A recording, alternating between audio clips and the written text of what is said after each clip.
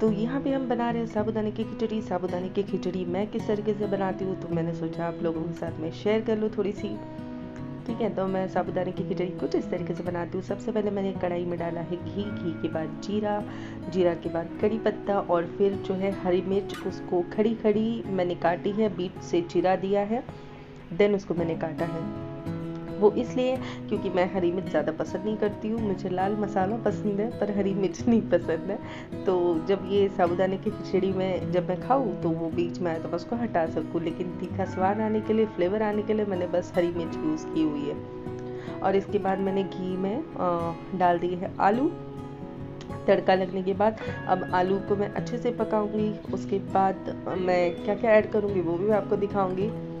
ठीक है, और आप अगर इस तरीके से बनाते हो ना तो मैं गारंटी देती हूँ आपकी साबूदाने की खिचड़ी कभी नहीं चिपकेगी।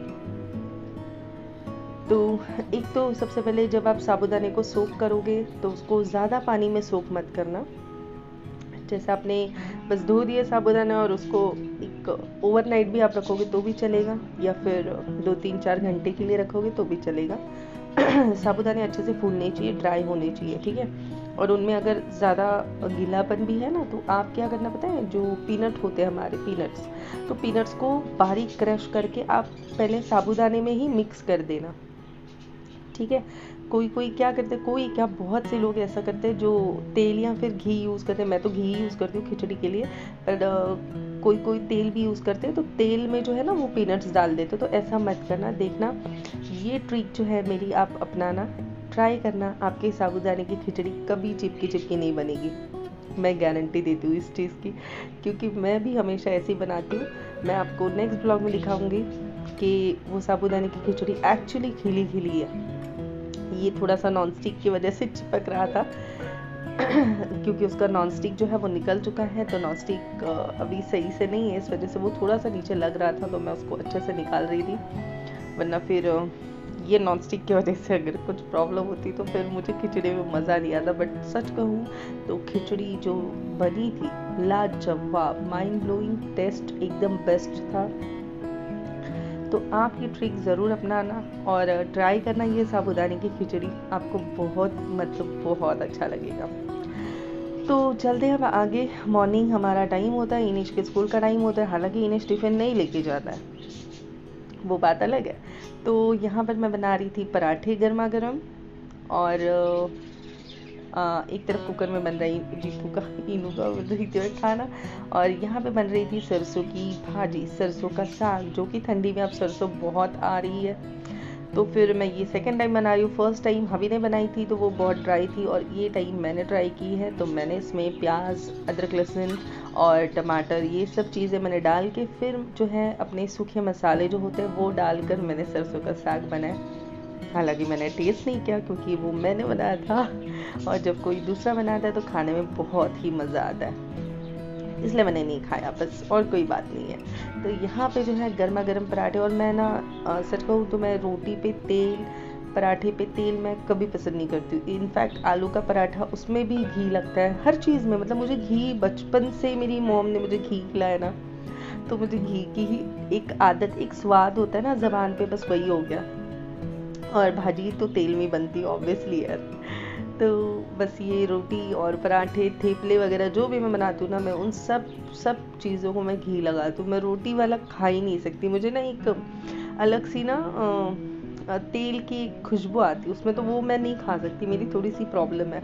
अब आप मुझे थोड़ी मिजाज कहो या जो भी कहो मैं मान लूँगी, पर अब क्या करूँ यार, बचपन से आदत है, वो छूटेगी तो नहीं। घी माँ ने खिलाया तो कैसे भूलूँ यार। Good afternoon, welcome back to my channel Vishu's life.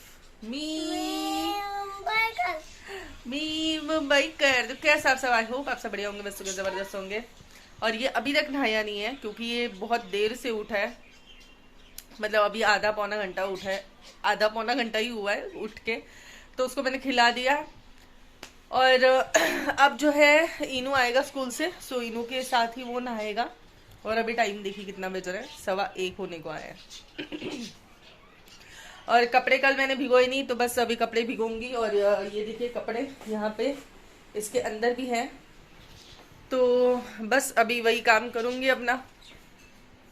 इनू अभी आएगा थोड़ी देर में, तो जो है बैठ जाती हूँ यहाँ पे। और हाँ, मैंने ना ऑयलिंग की है, इस वजह से मैं आपको चंपू चंपू नज़र आ रही हूँ ना काफ़ी। तो थोड़ा सा यार ऑयल ज़रूरी है ना, मुझे करनी है स्ट्रेटनिंग। तो देखो वो बाल कब बढ़ते और कब स्ट्रेटनिंग करती हूँ, क्योंकि ये करली करली बालों से ना मैं बहुत परेशान हो चुकी हूँ। ये जो है ना छोटे छोटे टुकड़े बालों के, इस वजह से। और अभी बस मैंने ब्रेकफास्ट किया। चलिए अभी इनू आएगा, वो उसको लेके जाएगा नहाने के लिए, तब तक उसका यूनिफॉर्म भी आ जाएगा धोने के लिए। चलते मशीन। माँ माँ होती है, माँ और पिता के अलावा मुझे नहीं लगता कि कोई हमें और इससे भी ज़्यादा प्यार कर सकता है। मैं गारंटी देती हूँ इस चीज़ की। जो मुझे याद है कि जब भी मैं स्कूल से आती थी ना, मेरी माँ हमेशा मेरे लिए गर्मा गर्म दाल चावल बना के रखती थी ताकि मेरी बेटी भूखी ना रहे। और आज उसी माँ की बेटी देखो, सबको पहले खाना खिलाती है और फिर बाद में बचे ना बचे। मतलब मैं अपनी बात नहीं कर रही, हर एक लेडी सबका पहले पेट भरती है और फिर जब उसको अगर टाइम मिलता है तो वो खाती है, वरना उसको वो नहीं मिलता है टाइम भी तो वो बेचारी वैसे ही भूखी रह जाती है। फिर एक काम खत्म नहीं होता है कि दूसरा काम करने के लिए काम आ जाता है। तो बस यही है यार एक औरत की जर्नी। और सच में औरत जितना करती है ना, कोई करके दिखाए, मैं तो कहती हूँ कोई करके दिखाए, नहीं कोई कर पाएगा, मुझे पता है। मैं इतनी श्योर हूँ इन सब चीज़ों को लेकर। ये देखिए, ये इनू की जो जख्म हुई थी ना स्किन, ये सूख के पूरा निकल आया है उसका। ये देखिए यहाँ पे ऐसे कर,